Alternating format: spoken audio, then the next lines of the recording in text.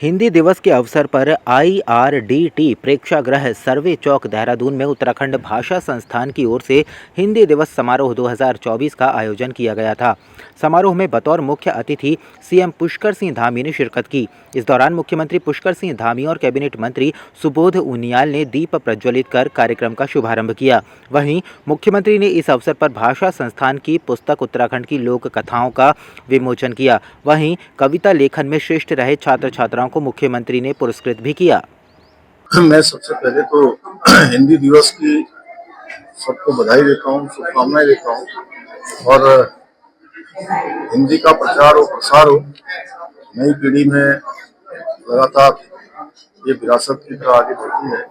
उसके लिए हमने बहुत सारे काम पहले से भी किया है। साहित्य गौरव सम्मान हमने शुरू किया है, साहित्य भूषण हम अब करने जा रहे हैं और जल्दी 5 लाख रुपए तक की धनराशि उस पुरस्कार में हमने उसका प्रावधान कर रहे हैं और लाइफ टाइम अचीवमेंट पुरस्कार भी हम हमारे साहित्य के क्षेत्र में काम करने वालों के लिए वहाँ भी आगे के प्रस्तावित उसको आगे के लिए कर रहे हैं, जिससे कि ऐसे हमारे साहित्य के क्षेत्र में, भाषा के क्षेत्र में काम करने वाले सभी हमारे साहित्यकारों को जिन्होंने बहुत सामान्य स्थितियों और सामान्य परिस्थितियों में काम किया है, उनका प्रोत्साहन भी हो और लोग उनसे प्रेरणा लें और उनके जीवन में जो उन्होंने अनुभव प्राप्त किया है, विशिष्टता प्राप्त की है, उसका भी प्रचार प्रसार हो, अन्य लोग भी उससे प्रेरणा लें।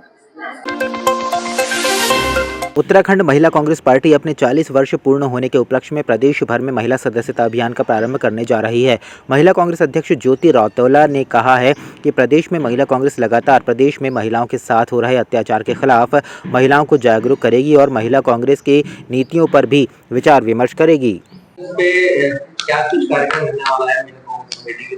एक्चुअली हमारा महिला कांग्रेस का स्थापना दिवस है, 40वां स्थापना दिवस। तो हम लोग उस दिन महिला कांग्रेस की मेंबरशिप लॉन्च पूरे देश में हमारी राष्ट्रीय अध्यक्ष अलका लामा जी दिल्ली में करेंगे और हम सब लोग प्रदेशों में करेंगे। हमारे ऑब्जर्वर आज कल यहाँ पहुंच जाएंगे और हम महिला कांग्रेस की मेंबरशिप को गांव-गांव बूथ-बूथ तक ले जाने का काम करेंगे। श्री देव सुमन उत्तराखंड विश्वविद्यालय के राजकीय महाविद्यालय ऋषिकेश परिसर में इस वर्ष छात्र महासंघ समारोह को लेकर विश्वविद्यालय प्रशासन और छात्र संघ के बीच ठन गई है।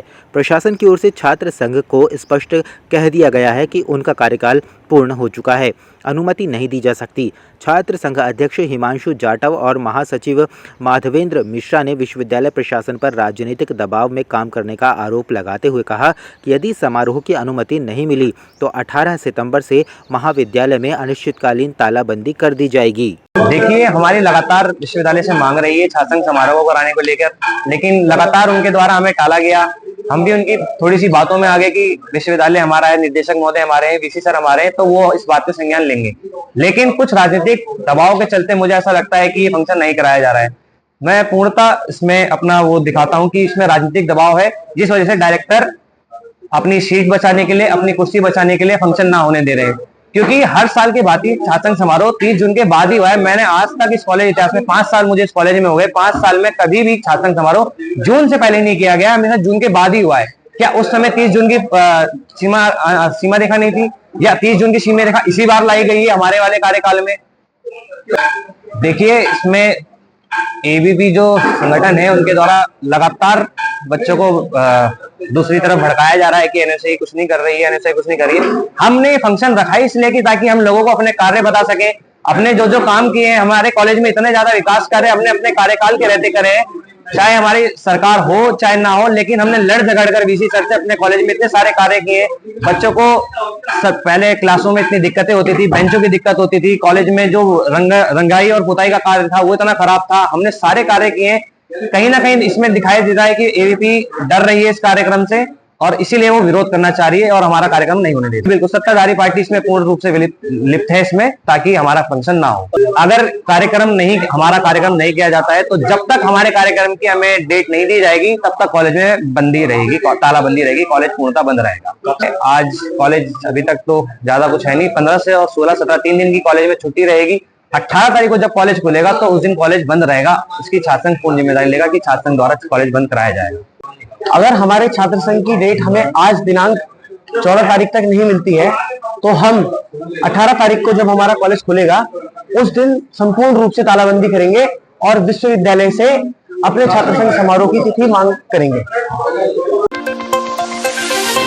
कांग्रेस की केदारनाथ यात्रा प्रतिष्ठा बचाओ यात्रा खत्म होने के बाद भाजपा प्रदेश प्रवक्ता कमलेश रमन ने कांग्रेस पर हमला बोलते हुए कहा है कि कांग्रेस की यह यात्रा केवल अवसरवादी स्वार्थ की यात्रा थी। कांग्रेस केदारनाथ यात्रा के बहाने अपनी पार्टी में चल रही कलह को दूर करने के लिए यह यात्रा कर रही थी। जिस तरीके से केदारनाथ यात्रा शुरू होने के बाद से उनकी यात्रा में रुकावटें आ रही थीं, उसको देखते हुए लगता है कि बाबा के आधार भी उनकी यात्रा से नाराज़ हैं और इस यात्रा में उनके वरिष्ठ नेताओं की दूरी बताती है कि पार्टी में जिस तरह का अंतर कलह है, ये यात्रा उसको बचाने की यात्रा थी। बाबा केदारनाथ जी ने स्वयं कांग्रेस को आईना दिखाने का काम किया। जब जब उनकी यात्रा शुरू हुई उसमें सिर्फ फुटबॉल हुई, उनके आपस में सामंजस्य नहीं था। उनके बड़े नेता जो उनके दिग्गज नेता है वो उनकी यात्रा में शामिल उनके साथ नहीं हुए और जब भी वो यात्रा करते रहे कोई ना कोई अड़चने उनकी यात्रा में आती रही। दूसरी बात, कांग्रेस की यात्रा राजनीतिक यात्रा थी, उनकी अवसरवादी यात्रा थी, उनकी स्वार्थ की यात्रा थी। कांग्रेस खुद को स्थापित करने वाली वो यात्रा थी। उसमें उन्होंने कहीं तक भी जनमानस की भावनाओं को लेकर के या विकास कार्यों को लेकर के या इस प्रदेश की चिंता करने वाली यात्रा नहीं थी, केवल उनकी स्वयं की कांग्रेस की चिंता करने वाली यात्रा थी। तो इसलिए कांग्रेस पहले अपने गिरबान में झांके और तब दूसरों के ऊपर आरोप लगाने का काम करे। भाजपा के वरिष्ठ नेता ज्योति प्रसाद गैरोला के द्वारा हरीश रावत पर दिए गए बयान, जिसमें कांग्रेस के पूर्व मुख्यमंत्री हरीश रावत पर प्रदेश का सौदा करने और उन पर चल रहे भ्रष्टाचार के आरोप लगाए थे, जिसको लेकर कांग्रेस प्रवक्ता गिरिराज किशोर हिंदवान ने पलटवार करते हुए कहा कि जिस दिन की बात बीजेपी करती है वहां उन्हीं के लोगों द्वारा किया गया था और जिस तरह की बयान लोगों के सामने हैं वह बीजेपी के भेजे हुए लोगों पर सही और सटीक जवाब थे, क्योंकि भाजपा द्वारा भेजे गए लोगों के जैसे सवाल थे वैसे ही हरीश रावत ने उनका जवाब दिया।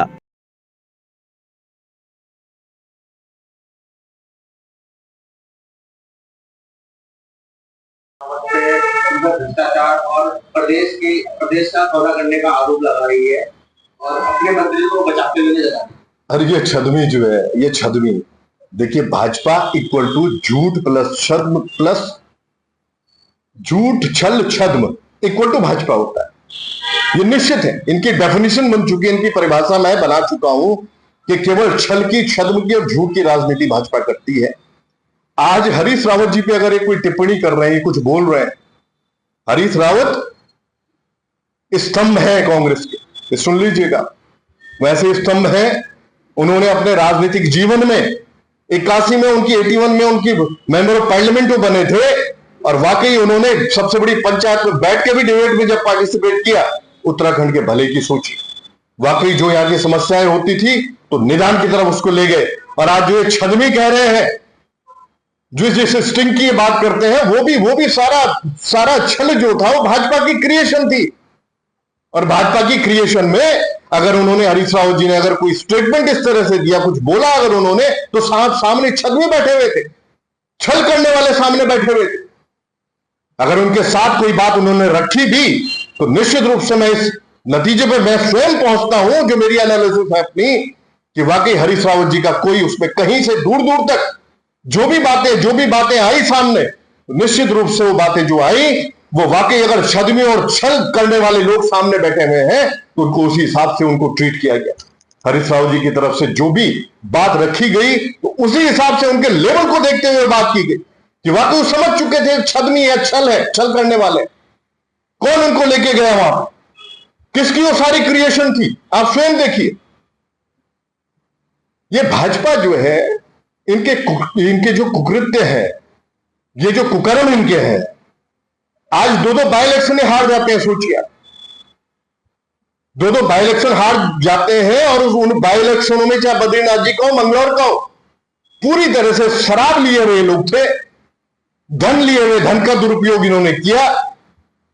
लेकिन इनको दोनों बाई इलेक्शन जो है मुंह की खानी पड़ी। और आने वाले समय में अभी जो केदारनाथ जी का उपचुनाव हो रहा है, ये मैं आगाह कर रहा हूं भाजपा को, आप कितना भी धनबल, कितना भी आप शराब माफियाओं को वहां पे झोंक दो, शराब झोंक दो उस क्षेत्र में, निश्चित रूप से आपकी जमानत जब्त होने वाली है उस उपचुनाव में, उस विधानसभा क्षेत्र में। केदारनाथ जी के लोग आपका वाकई बड़ी बेसब्री से वेट कर रहे हैं, और आपको जो प्रतिशोध के रूप में आपको मिलेगा, वोट की जो परिणति होती है, एक एक जनमानस, एक एक जो व्यक्ति वहां पे बैठा हुआ है जो आपका वाकई वेट कर रहा है कि आप लोग चुनाव में उतरे तो सही, आपको मुंह की खानी पड़ेगी वहां पंडा पुरोहितों को। वहीं भाजपा प्रवक्ता कमलेश रमन ने कांग्रेस पर हमला बोलते हुए कहा कि कांग्रेस का स्टिंग 2016 में किया गया था, जिसका सच सबके सामने है, जिसमें हरीश रावत ने प्रदेश को लूटने के लिए खुली छूट देने की बात कही थी और अपनी आंखें बंद करने के लिए कहा था। लेकिन अब इतने वर्ष बीत जाने के बाद कांग्रेस को याद आया है कि स्टिंग भाजपा द्वारा कराया गया है। यह कांग्रेस की पुरानी आदतों में शुमार है कि वो षड्यंत्र करके अपराधियों को शरण देने और गलत नीतियों के द्वारा राज करने में विश्वास रखती है और अपनी गलतियों का ठीकरा दूसरों पर फोड़ती है। हरीश रावत के कर्मों का खामियाजा उनको अपनी हार से करना पड़ा था।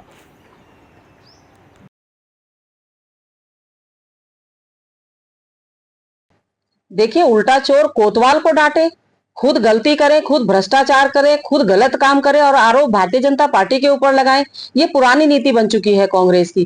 तो जो काम आपने 2016 में किए थे, आपका स्टिंग हुआ है, आपने बोला है ना, आपने कहा है ना मैं आंखें बंद कर लूंगा, प्रदेश को लूट लो, ये तो कहीं तक झूठ नहीं है। और जिसने स्टिंग कराया और कांग्रेस का मामला है, उसमें भारतीय जनता पार्टी कहां से आ गई? भारतीय जनता पार्टी किसी को शरण देने का काम नहीं करती, भारतीय जनता पार्टी षड्यंत्र रचने का काम नहीं करती, ये कांग्रेस का काम है। तो ये कांग्रेस देखे इस बात को कि जिसने स्टिंग किया है, जो सामने बैठकर जो कह रहा है कि मैं प्रदेश को लूट लूं, तुम प्रदेश को लूट लो और मैं आंखें बंद कर लूंगा, तो ये कोई छोटी बात थी?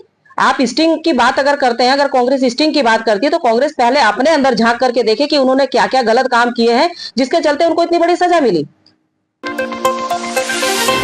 खबर उत्तरकाशी जिले से है, जहां विगत 48 घंटे से लगातार हुई बारिश के कारण गंगोत्री यमुनोत्री राष्ट्रीय राजमार्ग कई जगह से बाधित हो गया था। भले ही गंगोत्री राष्ट्रीय राजमार्ग को खोल दिया गया है, मगर धरासू यमुनोत्री राष्ट्रीय राजमार्ग स्थान राड़ी व ओरछा बैंड के बीच भारी मलबा बोल्डर आने के कारण मार्ग अवरुद्ध है।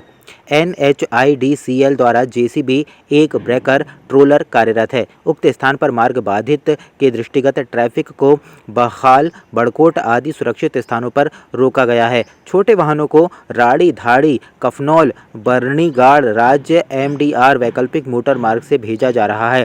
उक्त स्थान पर तहसीलदार पुलिस NHIDCL के अधिकारी मौजूद हैं।